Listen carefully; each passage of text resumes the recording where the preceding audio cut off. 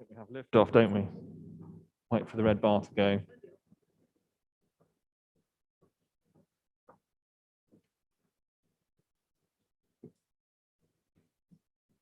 Oh, there we go. Right, good evening. Good evening, everybody. Welcome to the November meeting of Ealing Council's Cabinet. We will go through the standard bits of the agenda. Apologies for absence. Councillors Elwall and Jane And. No urgent matters. Any declarations of interest? No declarations of interest. Matters to be considered in private as on the agenda. We will go for items for decision. Minutes of the meeting held on the 13th of October. Are there any proposed amendments from any members of Cabinet? If there are none, can we agree that they are an accurate record of the meeting? No appointments to subcommittees or outside bodies. So number 7, budget update report 2021 to 22, Councillor Donnelly. Thank you, Chair. Apologies in advance for the number of times you'll be hearing my voice in a relatively short agenda. As far as the Q2 update goes, thank you. As far as the Q2 update goes, I could really almost recite what I said at the end of Q1. We have achieved a balanced position in extremely difficult and unstable circumstances.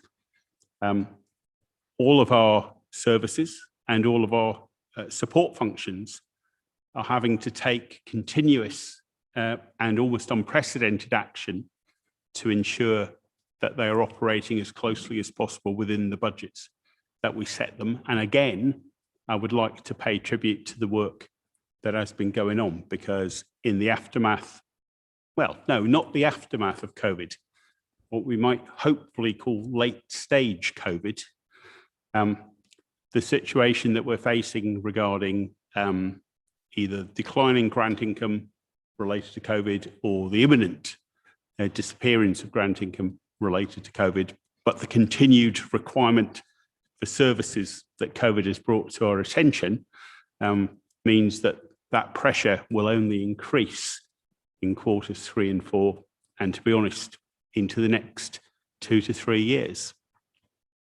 Happy to take questions on individual items. Councillor Stafford. Thank you very much for that. I'm pleased to see that the gross pressures from COVID, the 14 million or so gross pressures, are being fully funded by government. That's very pleasing to see. My questions relate to paragraph 4.3.5, the Place Directorate. Two of them. First of all, in terms of the GEL overspend, when are we likely to see the outcome of the review into efficiencies, and will that be a cabinet report in the future, and when are we going to see that? The second of which is the around Gurnell Leisure Centre. As I mentioned at the last full council meeting and didn't get a response really, what is now the plan for Gurnell Leisure Centre? What is the cabinet doing to ensure that we get some kind of leisure centre, either the current one reopened or a new one built on that site? Well, I'll give initial answers. Thank you, Councillor Stafford, who has forgotten his mask again. If I review those in order, my understanding is the GEL review will be complete by the end of this month. It's an in-year review, and I don't expect a report to Cabinet to follow from it. If that's not the case, I'm sure Councillor Costigan will correct me. As far as Gurnell goes, we continue to review the options available to us in order to select the one which offers the best value to the people of Ealing. And we will be sure to report as quickly as we can once we believe we have a plan which meets those requirements.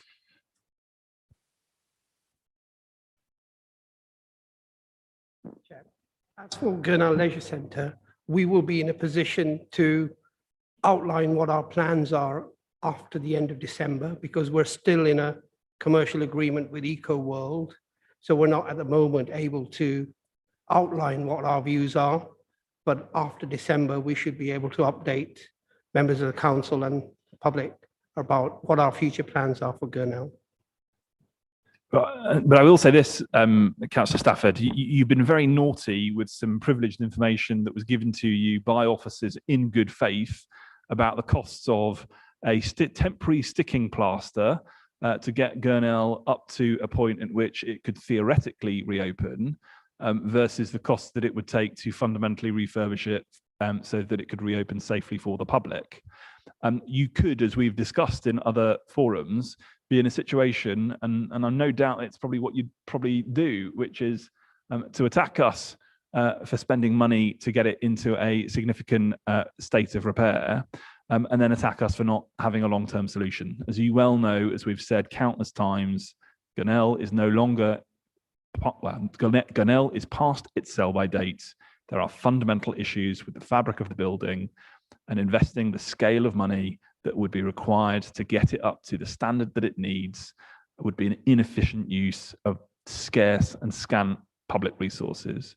And we continue to be committed, as we always have done, to a fundamental replacement of that building in good time and in good order using the public purse.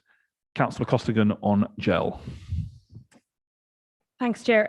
Yeah, just briefly on GEL and the work that we're doing on bringing forward further savings on the contract. We're already bringing forward savings, so this isn't, I guess, a report in that kind of way. We're bringing forward savings in year management action, like we do in all areas of the council. With the GEL contract, the original contract was sort of, I suppose, a lift and shift from the old Amy contract. But what we've managed to do is, of course, massively improve the performance. But we did say that we would look and see if there was efficiencies, if there were ways of doing things more intelligently and more rationally once we'd got the service into the right place in terms of performance. So I think we've done that now at the performance. The performance is really excellent compared to what it was with the previous Amy contract. So what we have been doing, we've already managed to implement some of these efficiencies. And those are things like some spending controls, reduction in overtime where we're able to, and some optimization of routes. So all of that is already bringing forward some efficiencies, and we're looking at further efficiencies. But we think we'll have sort of managed to look at all areas of the contract by the end of November.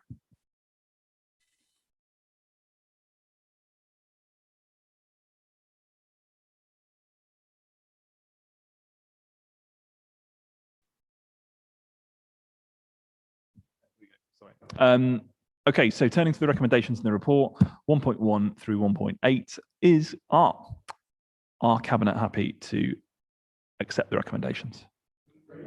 Thank you very much. Moving to agenda item number 8, agency worker contract. Councillor Donnelly.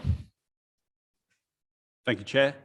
As outlined in 1.1.1, the recommendations to award what's called a direct call-off contract, as opposed to through a tender exercise to Adecco UK Limited, who are our current providers, but to do so through the Eastern Shires Purchasing Organisation under the staffily titled Managed Services for Temporary Agency Resources, MSTAR 3. We need this contract in place by the 9th of January in order to maintain continuity of service. The advantage of the contract is that we'll be receiving MSTAR 3 levels of service at MSTAR 2 cost, but without any negative impact upon the conditions of service of the agency people who provide excellent services for the people of Ealing. And the impact will be on the margin that Adecco gain upon the contract. So I commend the recommendation to you. Councillor Stafford. Thank you very much. The questions I have are under the gold papers, and so I won't ask them this evening. subject to say that using the formal position that we have to do now, not waiving our call-in rights, but we would like to record formally our concerns, our objections, whatever the right formal words is, to this report. I think under the council's constitution, Councillor Stafford, you have the ability to say that you object to any report at any time. If what you're saying is you don't wish to call it in, then that's your prerogative, and you would need to seek your... That's not what I'm saying, Leader. We have a procedure now where if I think we have to formally note here at Cabinet, if we don't call something in the future, that we object to it. I think that is the procedure now. So it's recorded in the minutes. So you can, fine. I think I think you pretty much do that for every report, don't you, Councillor Stafford? I mean, okay. No, I don't. So formally noting it, and can we agree the one recommendation in the report? Okay, moving to agenda item 9, proposed changes to corporate complaints procedure, including an update on performance. Councillor Donnelly. Still me, Chair. Yes, the main recommendations here outlined at the beginning of the document, of course, effectively to remove the 3rd stage process from our current 3-stage complaints procedure. The 3rd stage is very rarely implemented and almost never has any impact upon outcome, and very few councils currently operate a 3-stage process. In parallel with that, to review the timeframes within which we operate stages 1 and 2. At the minute, we have a stage 1 process where a response is required under the policy within 10 working days. With stage 2, a response within 20 working days. I've considered representations on this long and hard. I consider there's a degree of illogicality in having twice as long to review the outcome of review as there is to investigate it in the first place. And therefore, I am happy in this paper to propose standardising the 2 phases at 20 days each. I've made clear, and I think you've heard me do this, Chair, I've made clear around the organisation that this isn't a basis for putting off starting an investigation for another 10 days. And that in agreeing to this, I and the Cabinet, if you accept the recommendation, will be expecting to see these new timeframes met, except in the most unusual and exceptional circumstances. In parallel with that, we make reference to the new customer digital complaints customer digital complaint solution portal. You can make your complaints online more easily. I think it's what that boils down to. And in parallel with that, while I should say we'll still be giving full facilities for people to raise complaints other than online, it will still be possible to do it by other means for those without digital access. In parallel, we'll be introducing a new digital portal for members, for councillors, so that there is a more standardised, better supervised, and more accountable approach to the raising of queries with officers than we have had up to this point. I have to say, from a personal level, I was surprised when I returned to the council in 2018 that we hadn't yet reached that point, and I'm pleased that we are about to do so.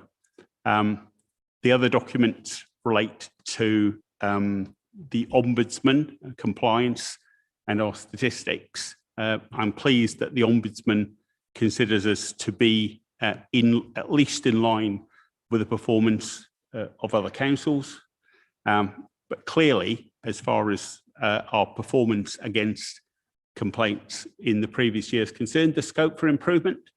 And it's my firm belief that by making these changes, we will see those improvements. And on the subject of the wonders of modern technology, being able to monitor and deal with members' inquiries to officers in a more coherent and accountable way, the wonders of modern technology enable me to call Councillor Malcolm to speak on this agenda item. Thank you, Chair. I've got a couple of questions. I've got no disagreement with the recommendations in the report, just more to get into a bit of details about it. So the first one comes back to Councillor Donnelly. You talked about the 10 to 20 day change. How are you going to make sure that's councillors will be able to see and members of the public will be able to see that that reduction from 10 to 20 days isn't being misused in some way? A second question relates to housing casework, which I think we all know is very complex and multi-agency often. How will the changes here really make a difference for housing casework? And then thirdly, will you give a guarantee that all three parties will have the opportunity for councillors to be involved in almost like a pre-testing to make sure that any teething issues for what councillors will have to make changes to will be done in a way that is helpful to everyone? Thank you. Thank you, Councillor Markham. I might have to ask you to give me that third one again, but I'll try to answer the first two. How will we know? Well, we'll continue to report the statistics, and I will be watching very, very carefully because, as I said, I've effectively given my support to this on condition that it's done. You know, I believe that there is more complexity in the work that many of our officers have to undertake now.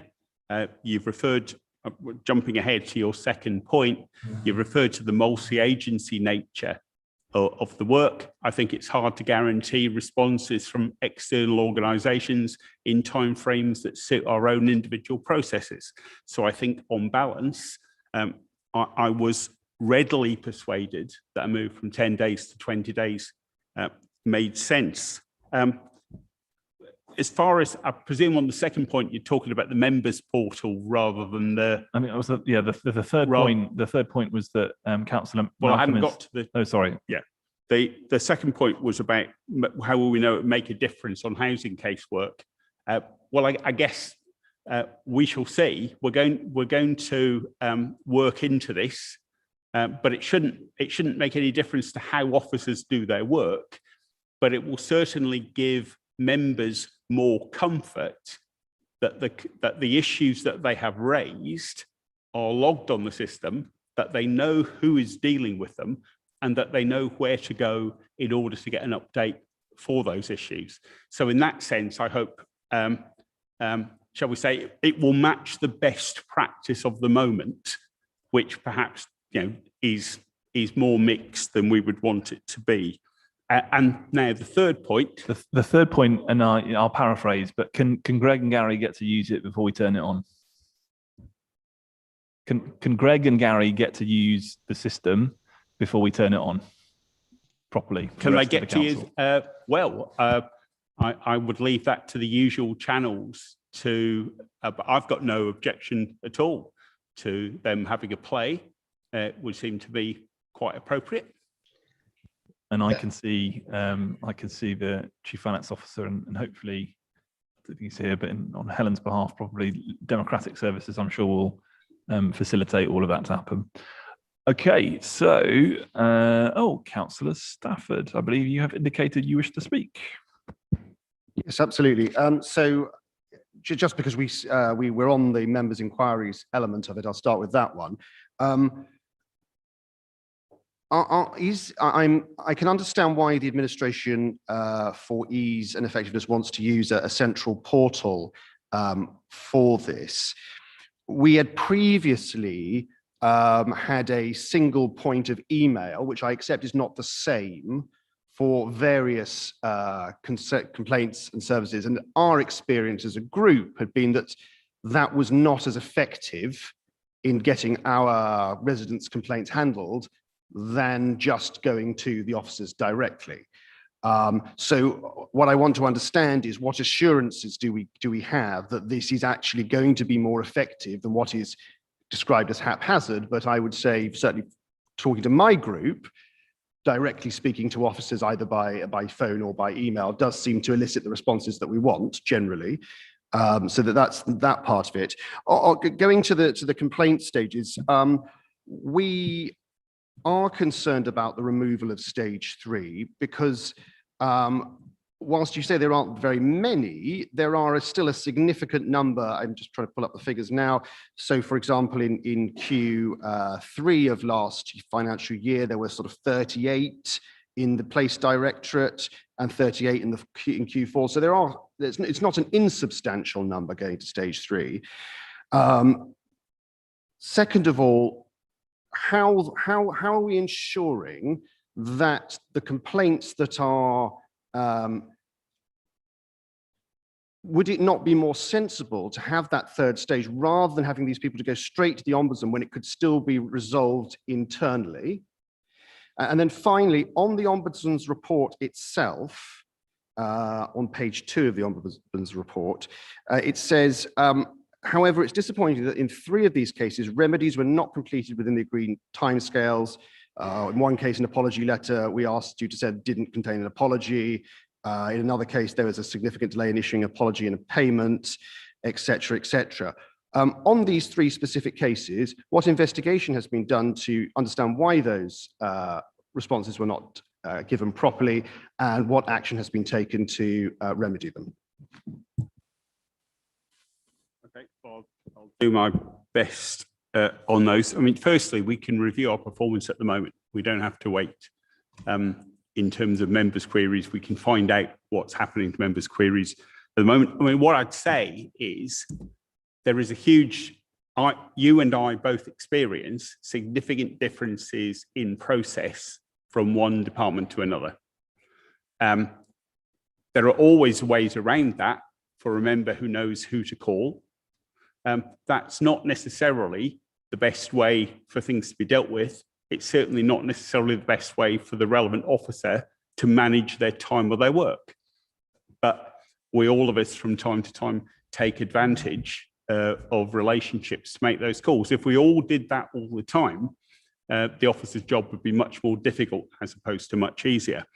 So this system isn't going to answer queries for us. Officers are going to answer queries for us. But what we will have here is a more systematized, more accountable, easier to report on system for seeing, what goes in and what comes out and when it comes out.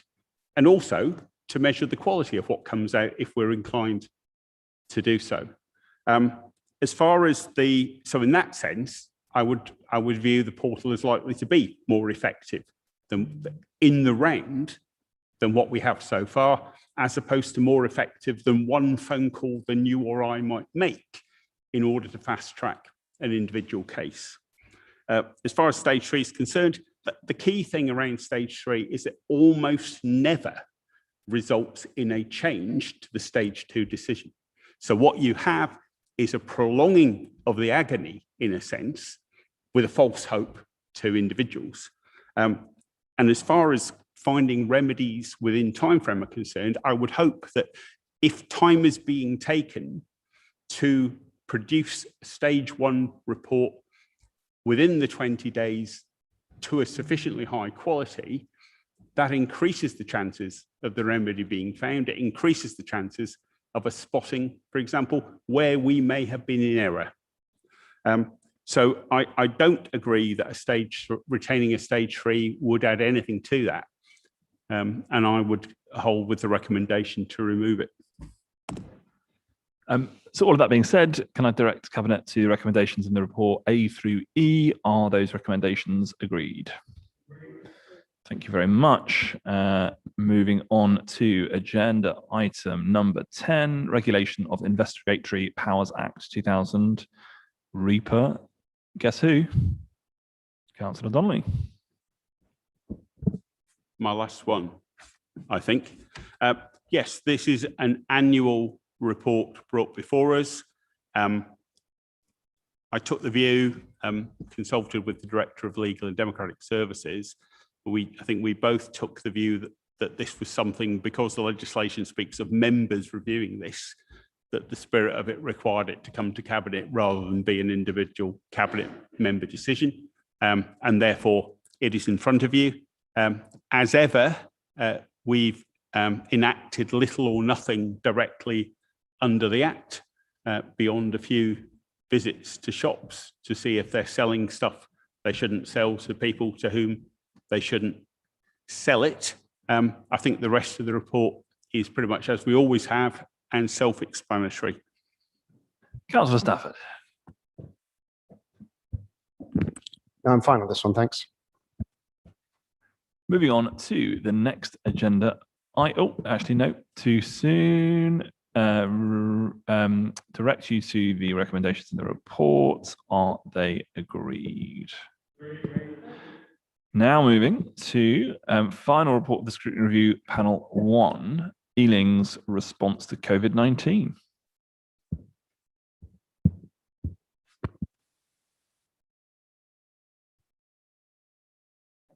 Thanks, Chair. So this scrutiny panel was originally established, I think, at a point where we hoped that we were coming to the end of the COVID pandemic, but in fact, we were right in the middle of it. And shortly after us getting started, we went into kind of lockdown again in the following autumn.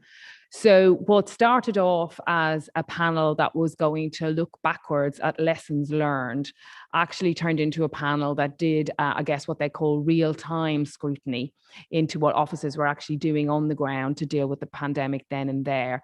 As a result, we had to, I guess, rein in our ambitions a little in understanding and respecting that officers were very much involved in the day-to-day operational delivery of services as part of working on COVID-19, and we couldn't really put an additional strain on those officers to come along to scrutiny meetings and create large reports and look at what the learning was when they were literally right in the middle of that work. So as a result, it's a slightly different report than perhaps we might have imagined from the outset, but I still think that there are some good recommendations in it. I should thank in particular my Vice Chair, Councillor Nigel Sumner, and all the members of the panel. And also, we had Janpal Singh Basran from Southall Community Alliance, who came along and did a very good presentation on the work that Southall Community Alliance have been doing during COVID, particularly around food, addressing poverty, and really, I suppose, demonstrating the underlying levels of poverty that have been there all along, that the pandemic has highlighted, but they have been there all along. So there is we've tried to, I think, stick to what we agreed we would try and do in scrutiny and have a reduced number of perhaps more realistic recommendations. So we've come up with just 8 recommendations, although some of them are slightly long, so we've maybe cheated a little bit. And they've, I think, all of them, bar one, has been accepted. The one that wasn't accepted was we asked that the council look into doing an audit of online provision in our schools during COVID, because we were concerned there might be some differential experience of virtual learning. But I don't think that the recommendation has been quite rejected. That's what it says on the paperwork. But in fact, what officers are saying is that this work has been done nationally, and there will be quite a good research done on this on a national level, so we wouldn't want to duplicate that locally, but we will, I think, be looking at that research with interest when it does come, and I'm sure Cabinet colleagues will be having a look. So I think overall I just commend the report to the Cabinet, and glad that the recommendations have been accepted. Thank you, Chair. Okay, I look to Cabinet. If there are any contributions from Cabinet members, yes, Councillor Backer. Ooh, I can take that off while I speak. Thank you, Chair, and thank you, Councillor Costigan and everyone involved. I think the one to note is that there isn't a recommended response next to number 8, which falls to me. I'm very happy with it as a recommendation. I think it makes a very good point, and if Cabinet are minded to agree, I would say that we accept that and that I take that up as a lobbying effort. Okay. Any other comments from Cabinet? Councillor Stafford. Thank you very much, and thank you to Councillor Costigan and Councillor Sumner and the committee. Just on the rejected recommendation, very often the administration informs us how separate, different and special Ealing is, and I don't disagree with them necessarily on that point. So it seems strange then that they're relying on a national set of reports and recommendations to essentially answer this recommendation. What confidence does the Cabinet have that we won't be missing Ealing specific learning points by not accepting this recommendation? I sort of, the question I'd love to know the answer to is in what circumstances do you not believe necessarily, Councillor Stafford, that Ealing isn't wonderful special? Because our 7 towns very much are. But Councillor Costigan, do you want to answer that?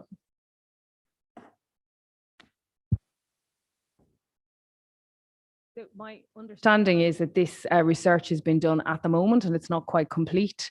And I think that my understanding from what's in the report is that the officers will be looking at the results of that research. So I'm sure if there is any gaps, I certainly, although I've got a different role now, I would certainly want to see that. And if there is any gaps, that perhaps that's something that we could fill locally. So I'm sure that we would want to do that. But my understanding is the research has still been undertaken. So noting the amendment moved by Councillor Blacker to the recommendations in the appendix, can we move to the recommendations in the cover report A through D? Are they agreed? Thank you very much. And then moving on to Scrutiny Review Panel 2, Children's Services Ofsted Improvements. And I believe we should have Councillor Dadwell on the line. Councillor Dadwell. Thank you, Chair. I am on the line, yes. So as a panel, we looked at children's services and Ofsted improvements. I think it's fair to say that not many on the panel, myself included, quite appreciated the scope of what children's services and Ofsted actually covers. It's definitely a lot more than just schools, and it's a topic that's a lot more interesting than you might think. As such, we decided it would be best if the panel had an expert on the panel who could help in our scrutiny. We therefore co-opted Mr. Paul Adair, who's the head teacher at Castlebar Primary, and he was a great addition to the panel. We looked at a range of topics and tried to cover as much as we could in the limited amount of time we had, but honestly, we could spend another year on this. Caroline and her team provided a background to this in our first meeting, and we then went on to look at other things such as children's social case services, the workforce strategy, impact of COVID on this area, looking at our care leavers and housing quota, regional adoption arrangements, and the short break services at Haydock. One of the standouts was hearing from a couple who had gone through the adoption process with us, and it made me proud, not just as a councillor, but as a citizen, at the lead that Ealing Council are taking in this sector. Caroline Fair and her team did an impressive job with their reports and might possibly have produced some of the most in-depth reports I've read in my time as a councillor. With regards to our recommendations, just like panel 1, we kept it short. We didn't want, as we've all already agreed, we didn't want too many. There was more quality over quantity. So we've got 6 because we also felt that the officers were doing a good job and we should support them going forward. I'm glad to see that the officers who recommended our our recommendations to cabinets are to accept them, all but one, which is for the guarantors, which is now changed as we have taken on someone full time, and it just goes to show how fast moving and fluid this area is. I therefore hope that our recommendations will be accepted tonight, but also if we could appreciate all the hard work that all the officers, social workers, and everyone else involved in this sector does. Thank you. Thank you, Chair. I mean, the scrutiny panel have done excellent work in reviewing how Ealing Children's Social Care Services is meeting statutory responsibilities in respect of the 2019 Ofsted inspection findings and progress against the inspection priority actions. Progress continues to be monitored at bi-weekly improvement board, key performances reported up to quarterly safeguarding meeting and corporate parent panel. Last month, we had a visit from the Department for Education, which focused on care leavers, and we received very positive feedback. And last week, we had a visit from Ofsted. It was a focused visit on care leavers. And the inspectors' feedback was that they were very impressed with the improvements they'd seen since the 2019 inspection, particularly in the context of COVID. And all the recommendations have been accepted except for one, recommendation number 3, and that's only because we've got a better offer for our care leavers, because we've now got a dedicated officer to support care leavers with their accommodation. In addition, we've got the care leaver accommodation panel that meets every month. We offer pre-tenancy training for our care leavers, and the visit from Ofsted last week focused on care leavers, as I've said, and they were very happy with all of the improvements that were made.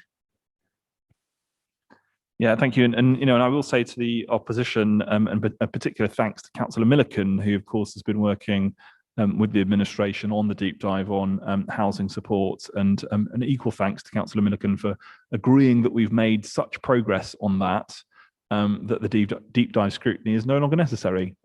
So we can now focus on business as usual. With that, Councillor Stafford.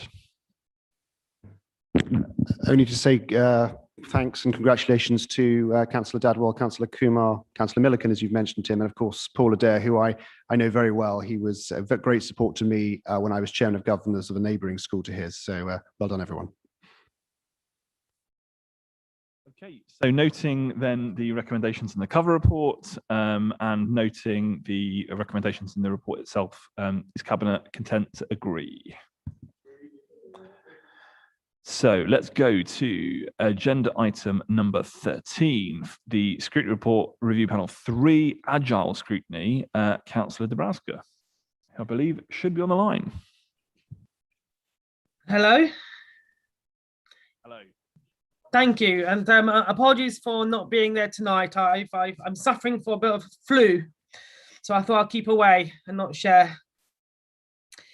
This panel was a short panel. It was started partway through the year, so it was an 8-month panel, and it covered 3 high-level subjects, primarily the government white paper on planning, the planning process, i.e. both sides of the coin, and the public engagement in council meetings. We heard many contributions on all the subjects. If we had, as a previous panel chair mentioned, if we had another year, we could have probably filled that arena quite easily with many more views. The meetings were quite lengthy due to the sheer volume of contribution and discursive momentum. I have thanked all the contributors in the report, so I'm not going to reiterate. I'd like to actually specifically only say thanks to the officer, Harjeet Baines, who, with her patience in both note-taking and the clarification of the technicality of the subject. So I do appreciate her support and her input and her unwavering support throughout the year. I'd like to go through the recommendations, only some of them. The first 4 recommendations I'll take together, because that's how it's been grouped. It says here, recommended cabinet responses part accept. Let's say I'm partly saddened and disappointed that the cabinet and council do not seek to have more devolved control over planning and control. And what the recommendations actually sought, and I appreciate the officer's sentiments of that we don't know what's going to happen moving forward, is doesn't the cabinet support or not the sentiment of the recommendation regardless of the government next steps? I'm not sure if the cabinet wish to discuss it per step as I raise it or altogether. I mean, Councillor Nebraska, I do appreciate you presenting your report, but it's for the chair of cabinet to agree how we'll process this. So if you can conclude your remarks on the presentation of your report, and then it'll be for the cabinet to discuss and either agree or amend the recommendations. Thank you. Thank you. I would also like to raise with regards to recommendation 8, where I am a bit saddened that good practice should not be shared across the country nationwide, and that the recommendation should be fully accepted. And finally, on 2 further points of recommendation 16, as a chair, as leader here, will concur that the council is striving for transparency. So I'm saddened that this recommendation has been rejected. And on the recommendation number 24, the cabinet rejects this recommendation, as I believe it's all to allow further integration of the community within council decisions. Thank you. Okay, so Councillor Manning, I'm going to give you the first go at that. I'll sort of reserve my right to sort of speak for half an hour on the government's planning reforms, but I'll give you a go first. Okay, thank you, Chair.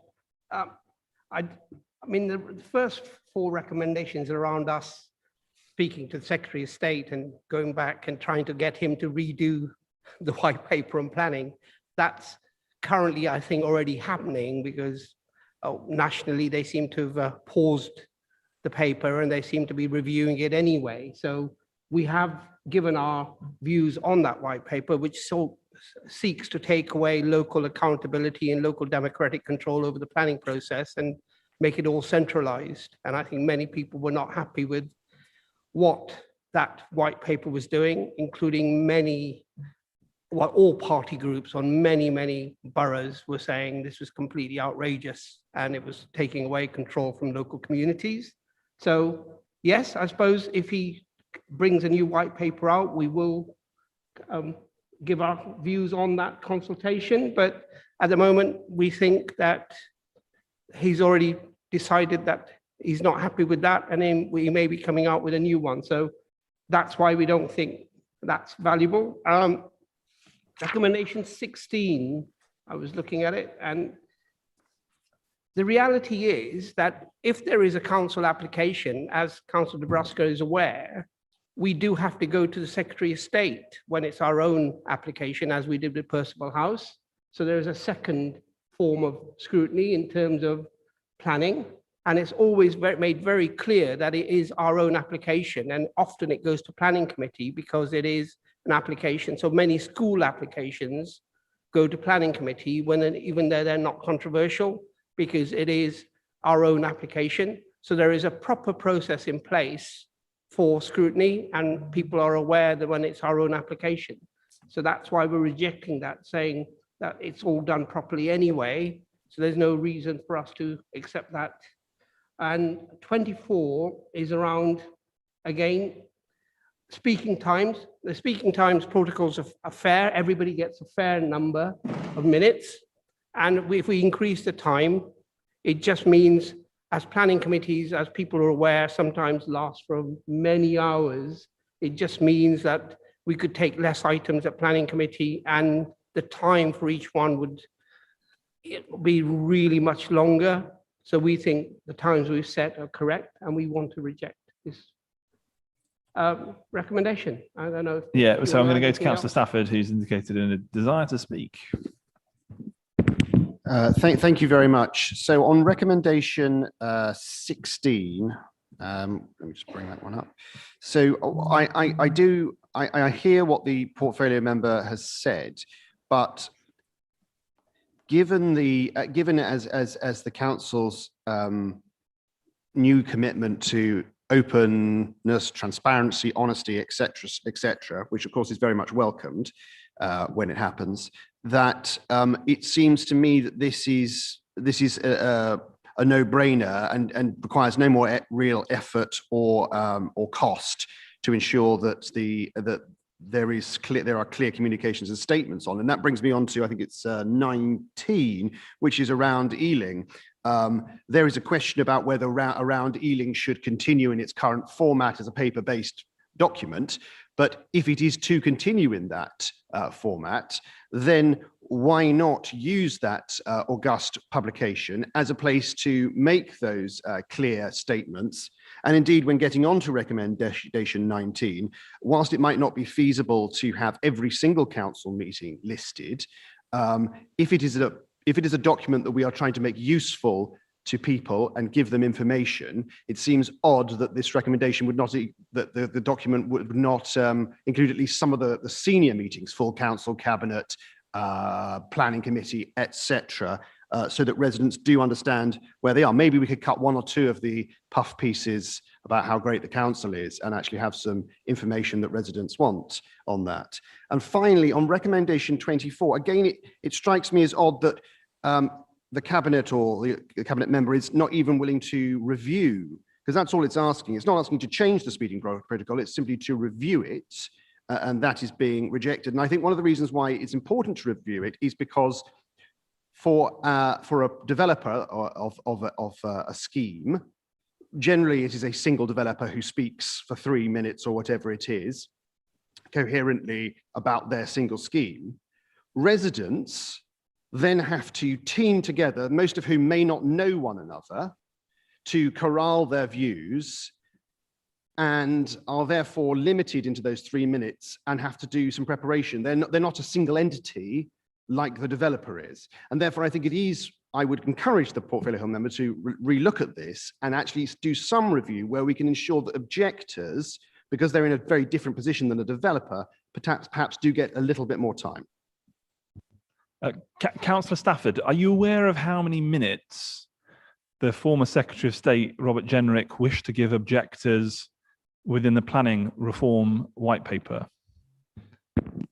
I think the point is no. I think the point zero. Is former. The answer is Secretary of zero. State. The answer is zero. Is the former That's Secretary why, of State. in the context of some of the commentary on these recommendations, I think it's entirely bizarre that we're having this conversation.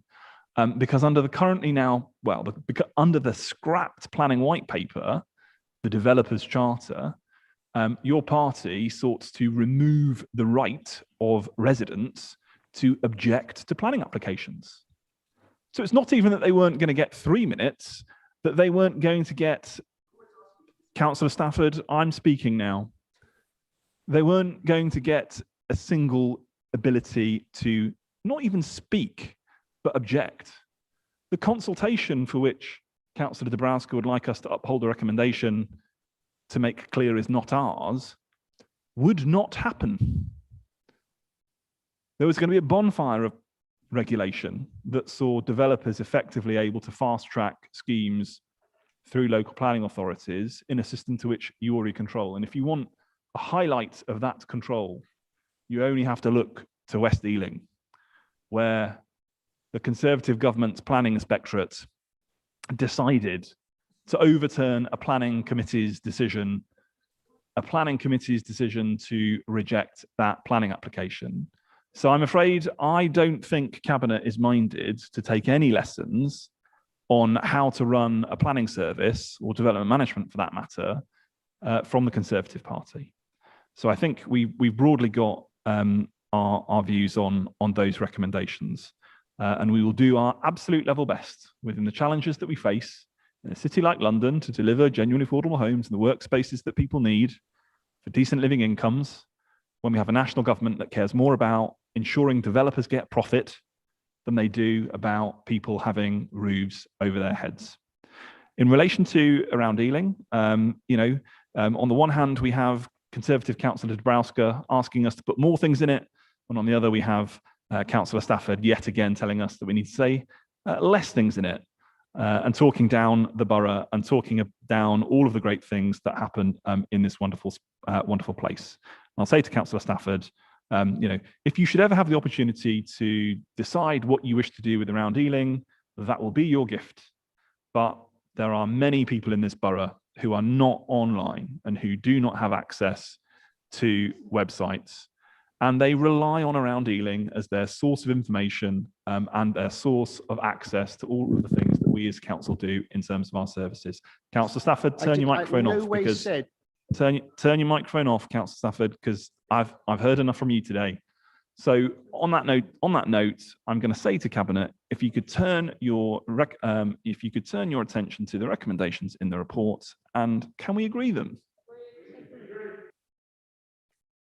So can we now move on to Scrutiny Report Review Panel 4, and hopefully Councillor Driscoll should have come from his last meeting. Are you there, Councillor Driscoll? I am. Thank you very much. Through the miracles of technology, I've done an in-person and an online meeting in the same evening.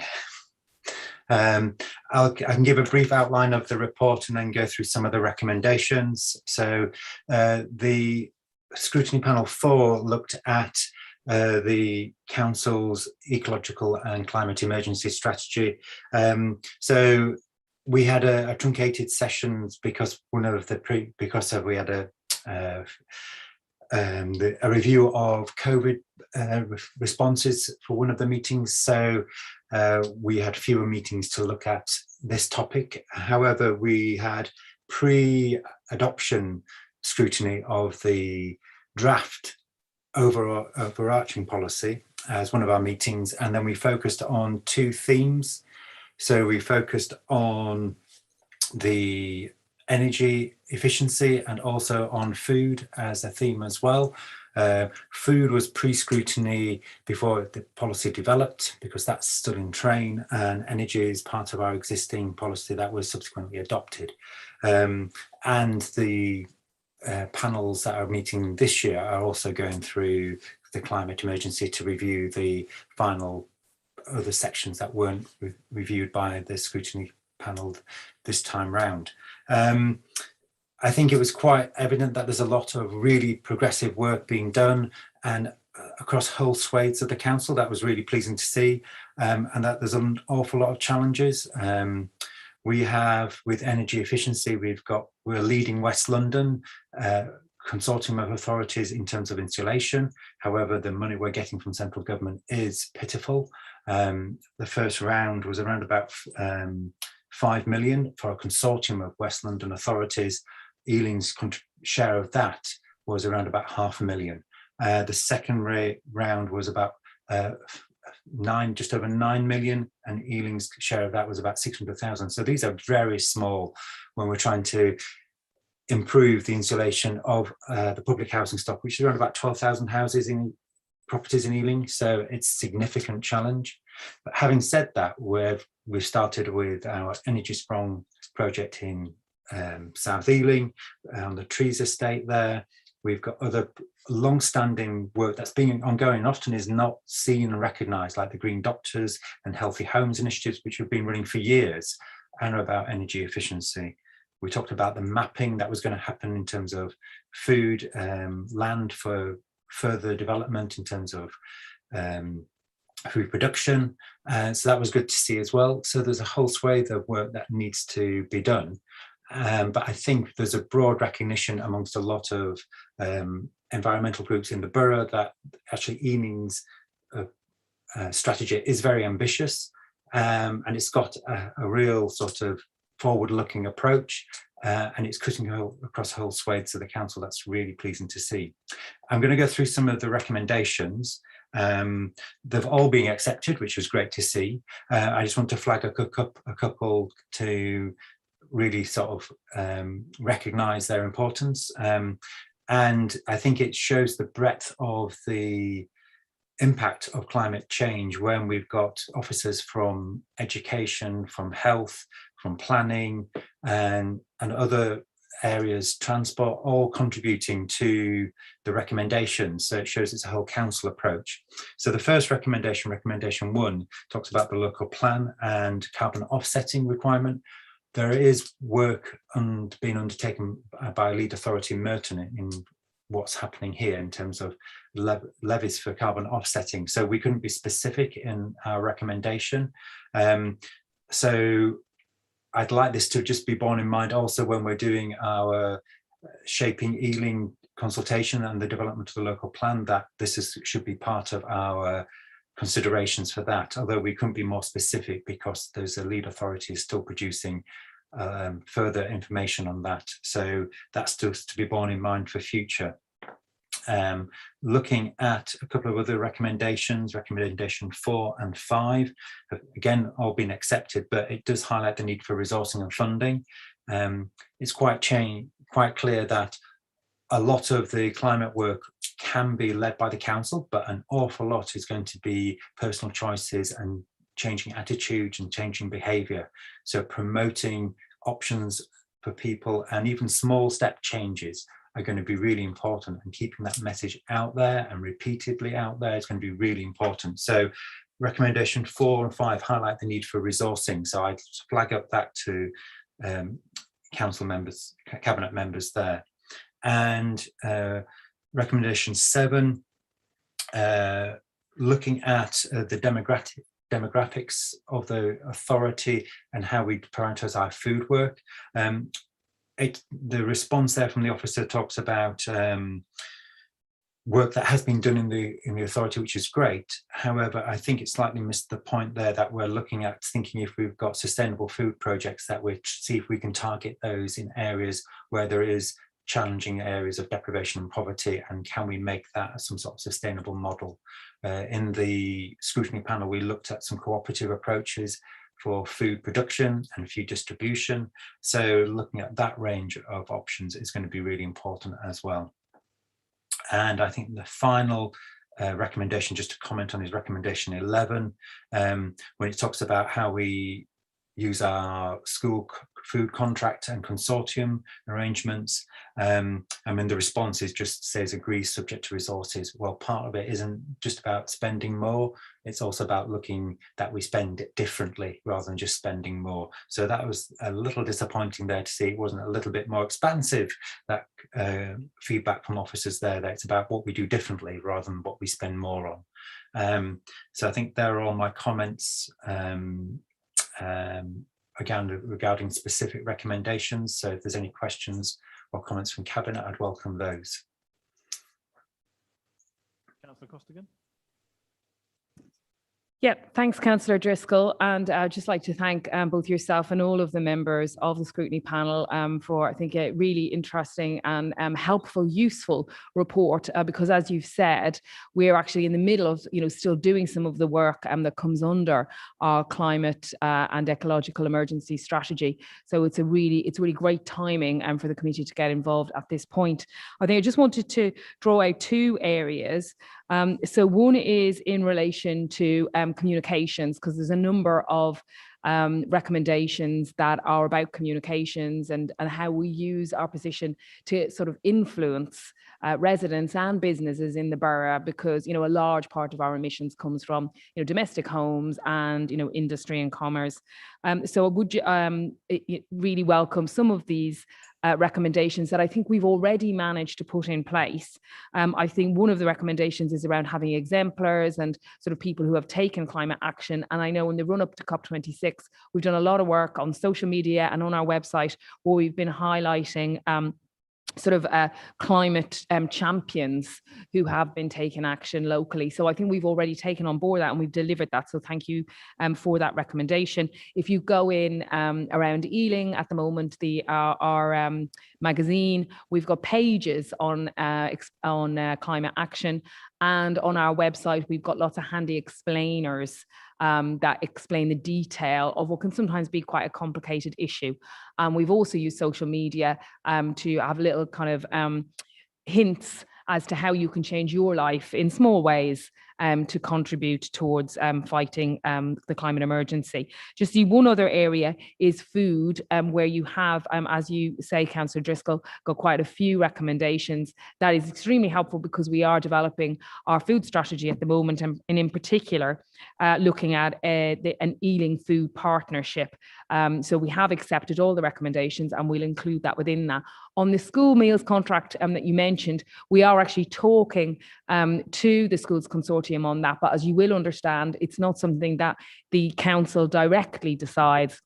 We do work through the consortium on that, but we are having discussions on how we can make sure that we include that in the work we do around food. So thank you to all of the committee, and we accept all the recommendations. Councillor Stafford. Thank you very much. And again, I want to thank the committee, the panel, for their work. And I noticed that Councillor Driscoll was the only committee member, panel member, who didn't thank his vice chairman in his report. So I want to thank Councillor Buttersill for his hard work on that as well. But I do want to pick up on this recommendation 11 because I think it's for many reasons it's one of the most important recommendations in that. And I note what the cabinet member has just said about having discussions and entering into discussions. I mean, could you give a little bit more detail about what exactly you were discussing and how you're potentially pushing this forward? Yeah, sure. I'm afraid I can't give you the name of the organisation. I'd have to look it up in my email. But there is actually an organisation who works precisely in this area in trying to improve school meals contracts so that they are both focus on more locally sourced food and also reduce the amount of meat being consumed, because that has got an issue for methane. I know Councillor Stafford's clearly not a vegetarian, but it does have an impact on methane emissions. So actually it helps fight the climate emergency if we can reduce the amount of meat people eat. So perhaps Councillor Stafford would have meat-free Friday or something like that and help us to contribute to our emissions. But we have, it seems unlikely to happen, okay. We have open discussions with this organisation. I'll get the name and I'll send it to you afterwards. And we're hoping to work with them on ways that we can get the contractor to do some of this stuff. But like I say, it would be around reducing meat and also looking at locally sourced. But we have to go through the consortium because this is something that the schools all buy into as part of a consortium. So the same as anything we do at schools, really, we can't just decide this is what we're doing. We have to use our influencing and persuasive power with the schools, but we're very committed to doing that, and we have started the conversation. And I think actually, if you consider our influencing role in encouraging schools to pay the London Living Wage as part of that contract, I think we've got a great example of where we have used our influence. And of course, we will be able to use our ability to perhaps do that in other places when we come back with the procurement review and our social value policy that won't just be looking at income, but also looking at a significant number of social value objectives, including climate action. And I'm sure that will come in good time. So I'd say to Cabinet, if you're content to go back to the recommendations in the report and to agree with the recommendations, are we agreed? Thank you very much. And on that note, the date of the next meeting will be the 8th of December. Thank you and good evening.